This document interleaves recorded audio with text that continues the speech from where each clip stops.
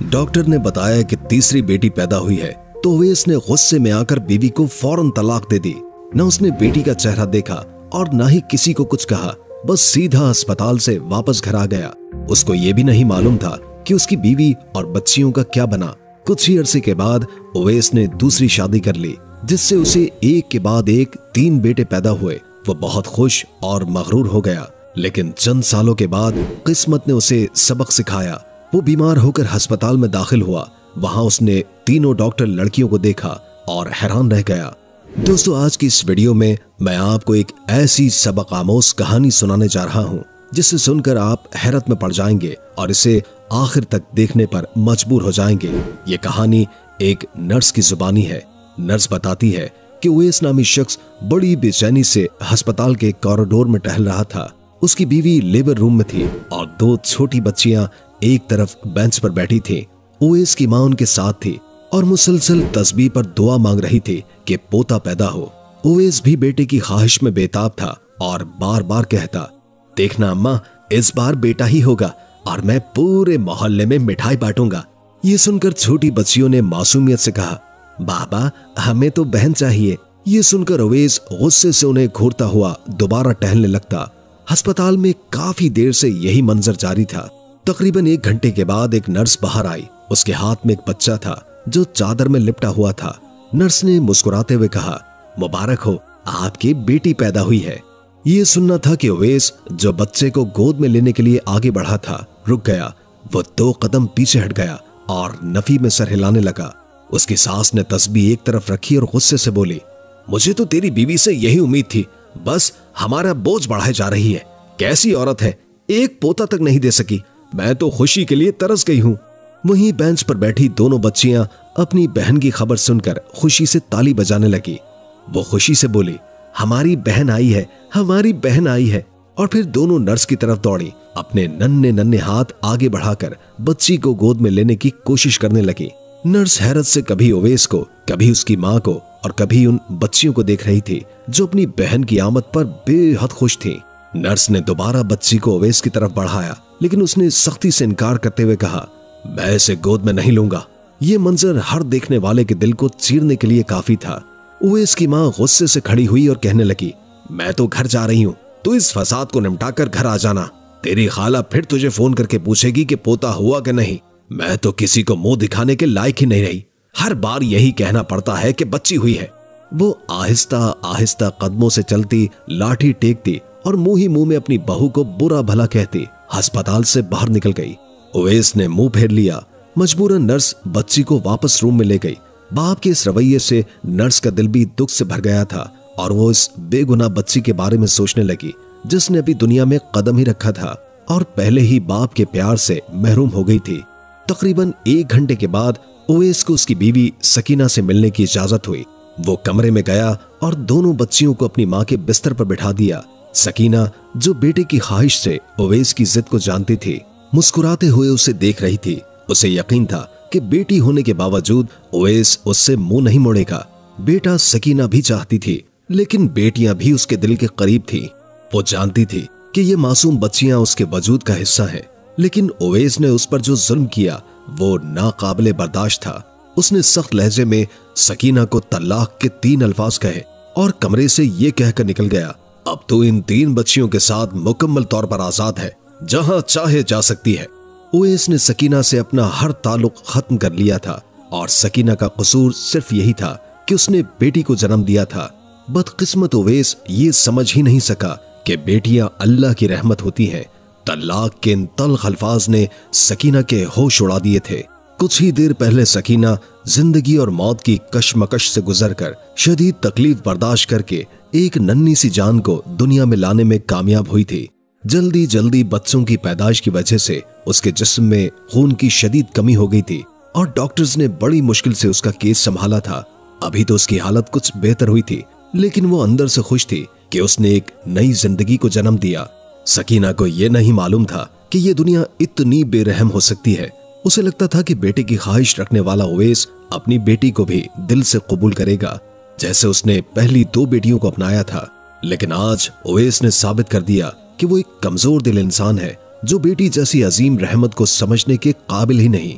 सकीना उसे पुकारती रह गई, लेकिन उवैस ने एक लम्हा जाया किए बगैर अपनी बीवी और तीनों बेटियों को अस्पताल के कमरे में तन्हा छोड़ दिया।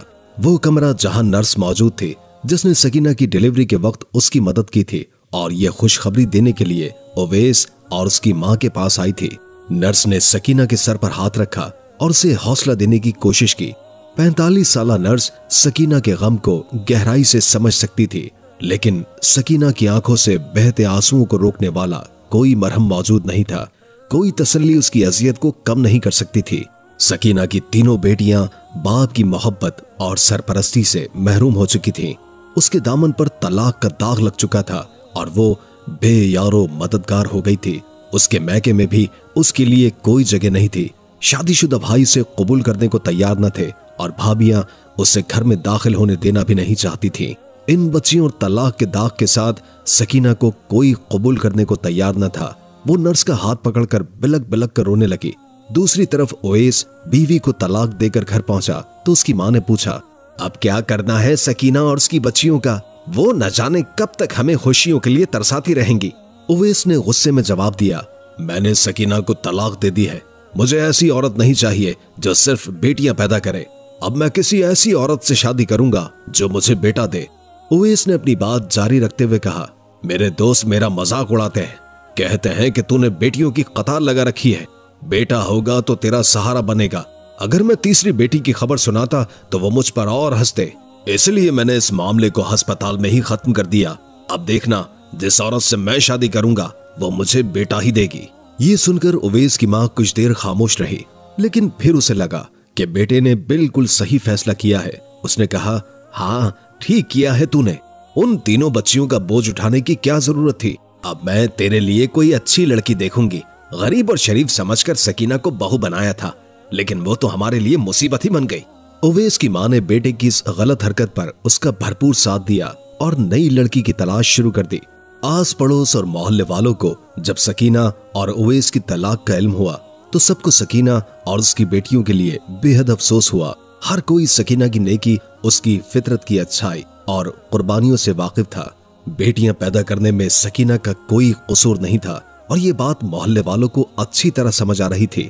लेकिन अगर कोई इस हकीकत को नहीं समझता था तो वो उवैस था, जिसने बेटी पैदा होने पर सकीना को तलाक दे दी थी। उवैस की मां ने उवैस के लिए नई बीवी की तलाश शुरू कर दी। कुछ ही अरसे के बाद उन्हें मनाहिल मिल गई, जो उनकी एक दूर की जानने वाली थी। मनाहिल बहुत ही खूबसूरत और दिलकश लड़की थी, लेकिन किसी वजह से उसका रिश्ता नहीं हो पा रहा था।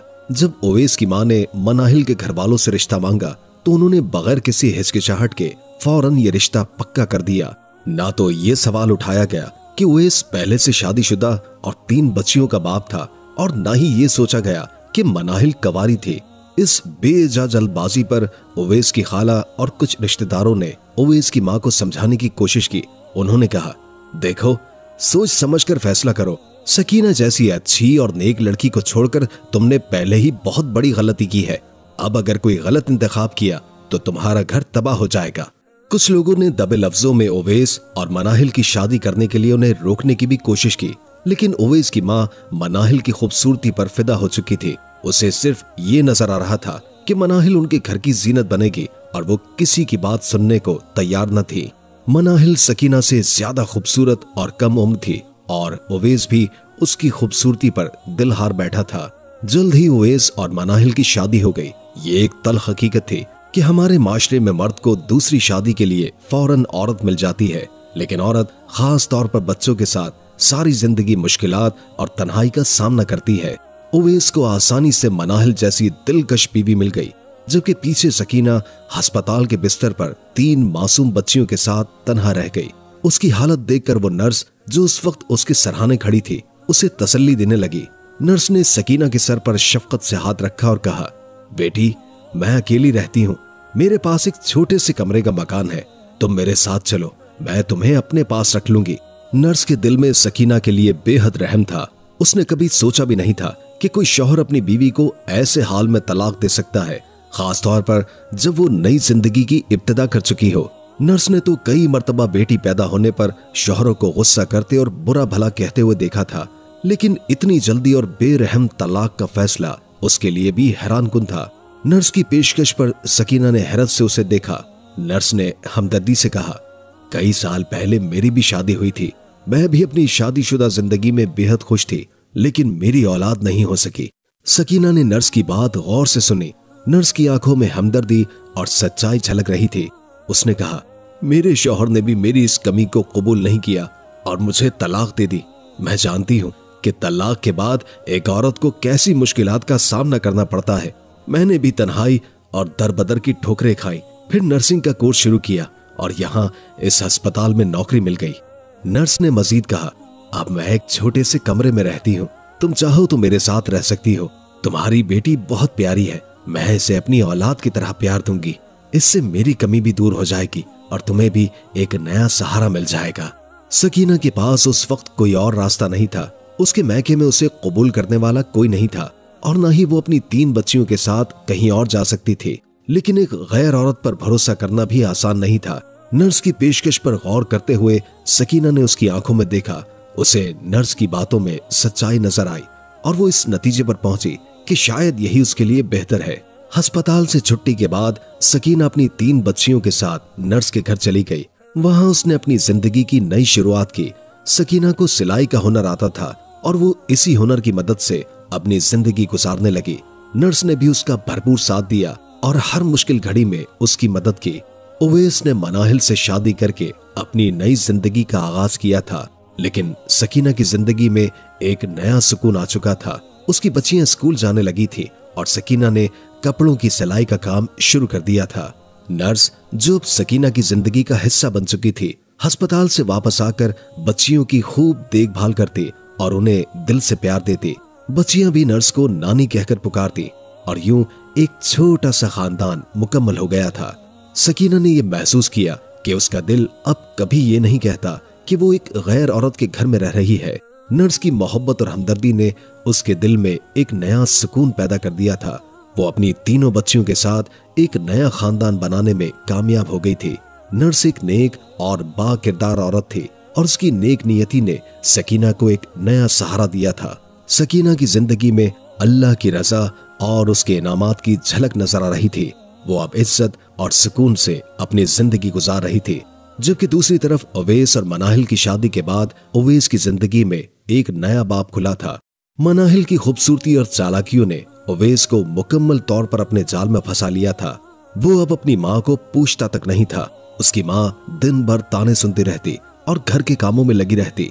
लेकिन कुछ ही दिनों के बाद उवैस की माँ को सकीना की याद सताने लगी, क्योंकि सकीना ने कभी अपनी सास से ऊंची आवाज में बात नहीं की थी। इसके बरक्स मनाहिल न सिर्फ चीख कर बात करती थी, बल्कि हर बात पर उवैस की माँ को जलील भी किया करती थी। उसके बाद जब मनाहिल हामला हुई, उवैस के दिल में बेटे की उम्मीद जाग उठी। खुदा का करना, मनाहिल के यहाँ बेटा पैदा हो गया। बेटे की पैदाइश के बाद उवैस की नजर में मनाहिल की अहमियत और भी बढ़ गई। वो उसे सराखों पर बिठाने लगा और उसकी हर ख्वाहिश को पूरा करने में लगा रहा। उसकी माँ सारा दिन पोते और बहू की खिदमत में लगी रहती और तन्हाई में सकीना को याद करती। अब उसे अपनी ज्यादतियों पर अफसोस होता था, लेकिन अब बहुत देर हो चुकी थी। मनाहिल ने उवैस को पूरी तरह अपने काबू में कर लिया था। वो उवैस से बड़ी बड़ी फरमाइशें करती, जिन्हें पूरा करने के लिए वो दिन रात नौकरी में मसरूफ रहता। रात का थका हारा घर आता तो उसके पास बिल्कुल भी वक्त न होता कि वो अपनी माँ से बात करे। उसकी माँ इंतजार ही करती रह जाती। फिर जब सर्दी के दिन आए तो बूढ़ी औरत मुसलसल काम करते करते बीमार हो गई और बिस्तर से जा लगी। मनाहिल ने फिर भी अपनी सास पर रहम न किया और उसकी हालत को नजरअंदाज करके एक बार फिर उसे काम करने पर मजबूर करती रही। वो सच और झूठ की शिकायतें उवैस के सामने करती रहती और उवैस हमेशा अपनी बीवी की बातों पर यकीन करता रहा। उसने अपनी माँ की बीमारी को महज एक बहाना समझा और नजरअंदाज किया। उवैस की माँ, जो अपनी जिंदगी में शदीद दर्द और थकन से गुजरी थी, एक रात बेआवाज होकर इस दुनिया से चली गई। मरते वक्त उसे सकीना की कुर्बानियों का पूरा एहसास हुआ था। उसकी सास को पछतावा महसूस हो रहा था कि सकीना एक नेक और साबिर औरत थी, जिसने उनके तमाम जुल्म बर्दाश्त किए। अगर सकीना इस वक्त इस घर में होती तो शायद वो इस तन्हा रात में तन्हा न मरती। मगर पछतावा अब बेफायदा था। सब कुछ हाथ से निकल चुका था और वो कुछ भी नहीं कर पाई थी। उवैस की माँ के इंतकाल के बाद उवैस ने अपनी बीवी के लिए एक मुलाजिम भी रख लिया था। उसके बाद उसकी जिंदगी में एक के बाद एक बेटे आ गए। ओवैस को अपनी नई जिंदगी बहुत खुशगवार लगती थी और वो समझता था कि मनाहिल की शक्ल में उसकी किस्मत बहुत अच्छे हाथों में थी। ओवैस को अचानक वो पुराना घर याद आता जिसे सकीना ने बड़ी मेहनत और मोहब्बत के साथ सजाया था। सकीना की बेटियां बहुत तहजीब याफ्ता और माँ के साथ लगकर काम करने वाली थी। वो हमेशा अपने वालिदैन का अदब करती थी और घरेलू कामों में मददगार रहती थी। लेकिन उसके बेटे यानी मनाहिल के बच्चे बहुत बदतमीज और बेअदब थे। वो अपने वालिद ओवैस को भी बुरा भला कहते थे और घर के माहौल को बिगाड़ देते थे। ओवैस के दिल में कभी कभी एक खला महसूस होता जब वो अपने बेटे की बदतमीजी और बेइज्जती देखता। वो सोचता कि सकीना के साथ जिंदगी गुजारने में कितनी आसानी थी, क्योंकि उसकी बेटियां न सिर्फ अच्छा सलीका रखती थी बल्कि घर के कामों में भी माँ का हाथ बटाती थी। लेकिन अब उसके बच्चे जो खुशहाल जिंदगी में पल रहे थे, उसे और मनाहिल दोनों को नापसंदीदा अल्फाज से नवाजते थे। ओवैस की जिंदगी में पैसा और शोहरत तो बढ़ चुकी थी, मगर घर की मोहब्बत और सुकून की जगह एहसास की कमी महसूस होने लगी थी। वो जानता था कि जब तक सकीना उसके साथ थी सब कुछ बेहतर था, लेकिन अब उसे हकीकत का पता चल चुका था कि वो जितना भी पैसा कमाए, अगर घर में सुकून और मोहब्बत नहीं है तो वो सब कुछ बेमायने है। ओवैस की जिंदगी में जैसे एक और तूफान आ गया था। उसके बड़े बेटे की मौत ने उसे गहरे गम में डुबो दिया था। लेकिन जब उसके दूसरे बेटे की जिंदगी की सिमत भी खराब हो गई तो ओवैस को महसूस हुआ कि उसकी जिंदगी में कुछ बहुत गलत हो रहा है। उसने अपने बेटे को मोटरसाइकिल खरीद कर दी थी, लेकिन उसका शौक ही उसकी मौत का सबब बन गया। अब जब दूसरा बेटा भी चोरी और डकैती में मुलविस था तो ओवैस को यह बात समझ में आई कि वो किस कदर गफलत का शिकार हो चुका था। मनाहिल, जो हमेशा अपने आसपास की दुनिया से बेपरवाह रही थी, ने कभी बच्चों की तरबियत पर तवज्जो नहीं दी। वो अपने कामों में इतनी मसरूफ हो गई थी कि उसे अपने बेटों की गलतियों की कोई परवाह ही नहीं थी। ओवैस ने कई बार कोशिश की कि वो अपनी बीवी को समझाए और बच्चों पर नजर रखे, लेकिन मनाहिल ने कभी उसकी बातों को कोई अहमियत नहीं दी। इसके नतीजे में छोटे बेटे का गलत रास्ता इख्तियार करना, उसके बाद चोरी की वारदात में मुलविस होना ओवैस की जिंदगी का दूसरा बड़ा धचका था। जब ओवैस को अपने दूसरे बेटे की गोली लगने की खबर मिली तो वो जैसे बिल्कुल टूट गया। उसके जहन में माजी की यादें ताजा हो गई कि किस तरह उसने सकीना को नजरअंदाज किया और उसका हाथ छोड़ा। सकीना हमेशा बच्चों की तरबियत और घर की खुशहाली की फिक्र करती थी, लेकिन उसने इन सब बातों को नजरअंदाज किया और मनाहिल की पैरवी की। अब ओवैस को एहसास हो चुका था कि उसकी जिंदगी का हर फैसला गलत था और वो जिस सच्चाई को जानने में देर कर चुका था वो अब उसे बहुत ज्यादा कीमत चुकाने की सूरत में मिल रहा है। उसका दिल गम से भरा हुआ था और वो खुद को अजियत में मुब्तला महसूस करता था, क्योंकि वो जान चुका था कि कुछ भी वापस नहीं आ सकता। अब वो भी इस दुनिया से चला गया। ओवैस ने एक के बाद एक अपने दोनों बेटों को खो दिया था। दूसरे बेटे के इंतकाल पर ओवैस और मनाहिल के बीच झगड़ा हुआ। ओवैस का ख्याल था कि उसके बच्चों का ये हाल मनाहिल की लापरवाही की वजह से हुआ है, जबकि मनाहिल ने साफ लफ्जों में कह दिया था, तुम्हें बेटे चाहिए थे, मैंने दे दिए, इससे ज्यादा मैं और क्या कर सकती थी? मैं तो तुमसे शादी ही नहीं करना चाहती थी, ये सब मेरे घर वालों ने जबरदस्ती करवाया था। उसके बाद मनाहिल ने एक ऐसा सच जाहिर किया जिसे सुनकर ओवैस दंग रह गया। उसने बताया कि वो किसी और को पसंद करती थी और वो आज भी उसी के साथ ताल्लुक में है। ओवैस को ऐसा लगा जैसे उसके सर पर आसमान गिर गया हो, क्योंकि मनाहिल की अगली बात इससे भी ज्यादा चौंका देने वाली थी। वो कहने लगी, ये तीनों बच्चे भी तुम्हारे नहीं हैं, मेरी तुमसे कोई औलाद नहीं है, इसलिए मुझ पर चीखना बंद करो। ये सुनकर ओवैस को एहसास हुआ कि उसने किस कदर गलत लड़की का इंतखाब किया है। उसे समझ आया कि मनाहिल के घर वालों ने इतनी जल्दी क्यों रुखसत किया था, क्यों आज तक उनके घर से कोई पलटकर उसे मिलने नहीं आया था। वो खूबसूरत तो थी लेकिन नेक सीरत नहीं। वो गुनाहों के दलदल में डूबी हुई लड़की थी जो किसी और के इश्क में मुब्तला थी। जब ओवैस को मनाहिल का पूरा सच पता चला तो उसने मनाहिल को तलाक दे दी। बाद में उसे मालूम हुआ कि मनाहिल का शादी से पहले किसी एक से नहीं बल्कि कई लड़कों से ताल्लुक था। उसके घर वाले उसकी बदनामी से परेशान थे और कोई भी मनाहिल को अपने घर की बहू नहीं बनाना चाहता था। ओवैस की माँ को इन सब बातों का इल्म नहीं था, लेकिन वो मनाहिल को रुखसत करवा लाई थी। मनाहिल अपना तीसरा बेटा ओवैस के पास छोड़कर चली गई थी, जो शायद उसका भी बेटा नहीं था। ओवैस उन तमाम सालों में ये जान ही नहीं पाया था कि मनाहिल का किरदार कैसा है, क्योंकि वो तो बेटों की फरमाइश पूरा करने में इतना मसरूफ रहा कि आसपास के मामलात पर तवज्जो दे ही नहीं सका। मनाहिल के जाने के बाद उवैस ने उस तीसरे बेटे को अपने पास ही रख लिया और उसकी परवरिश करने लगा। वो बेटा कुछ बेहतर था क्योंकि अभी छोटा था और बिगड़ा नहीं था। उवैस की जिंदगी में अब इस बेटे के सिवा कुछ भी बाकी नहीं बचा था। लेकिन जब भी वो ये सोचता कि ये बच्चा उसकी बीवी की बदकिरदारी का सबूत है तो वो टूट कर रह जाता। फिर एक दिन उवैस शदीद बीमार हो गया और अस्पताल में दाखिल हुआ। वहां उसे वही नर्स नजर आई जिसने उसे तीसरी बेटी की खुशखबरी दी थी। नर्स के साथ एक डॉक्टर भी मौजूद थे। जब डॉक्टर चेकअप के लिए करीब आई तो नर्स भी उवैस के पास आई। उवैस नर्स को देखते ही पहचान गया और रोने लगा। वो कहने लगा, मैंने उस दिन जो गुनाह किया था उसकी सजा आज तक भुगत रहा हूँ। मैंने बेटी को ठुकराया और आज मेरे पास कुछ भी नहीं बचा। लोग ठीक कहते हैं कि बेटी रहमत होती है और जो रहमत को ठुकराता है वो सारी जिंदगी जिल्लत उठाता है। नर्स ने उसकी बातें सुनी और जाकर सकीना को सब कुछ बता दिया। सकीना एक नेक दिल औरत थी, इसलिए वो उवैस से मिलने अस्पताल पहुंच गई। उसे देखकर उवैस हैरतज़दा रह गया और अपनी गलती पर मुआफी मांगने लगा। सकीना ने उसे माफ कर दिया क्योंकि उसकी जिंदगी कामयाब हो चुकी थी। उसकी बड़ी बेटी डॉक्टर बन गई थी और वही उवैस का इलाज कर रही थी। दूसरी बेटी इंजीनियरिंग कर रही थी और तीसरी बेटी ने अपने क्लास में टॉप किया था। उवैस ने अपनी बेटियों को देखा तो हैरान रह गया, खास तौर पर जब उसे मालूम हुआ कि उसका इलाज करने वाली डॉक्टर उसकी अपनी बेटी है।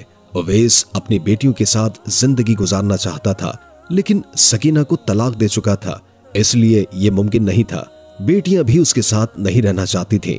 उवैस ने वादा किया कि वो अपनी बेटियों की शादी का खर्चा उठाएगा, लेकिन सकीना ने साफ इनकार कर दिया। उसे या उसकी बेटियों को उवैस के पैसों की कोई जरूरत नहीं थी। सकीना ने उवैस को सिर्फ इतनी इजाजत दी कि वो जब चाहे अपनी बेटियों से मिल सकता है। आज सकीना अपनी बेटियों के साथ एक कामयाब जिंदगी गुजार रही है, जबकि दूसरी तरफ उवैस के पास कुछ भी नहीं बचा। जिस बेटे को वो अपना समझता था वो भी उसका नहीं था। हम इंसान बहुत नाशुक्र हैं। जो कुछ हमें रहमत के तौर पर दिया जाता है उसे खुले दिल और शुक्रगुजारी से कबूल नहीं करते, और फिर जब हमारे साथ कुछ बुरा होता है तो हमें अफसोस और पछतावा होता है। खास तौर पर बेटियों के मामले में अक्सर मर्दों को यही लगता है कि बेटियां बोझ है, हालांकि हकीकत में वो रहमत होती हैं जो अपनी किस्मत से अपने वालिदैन की जिंदगी को भी रोशन कर देती हैं।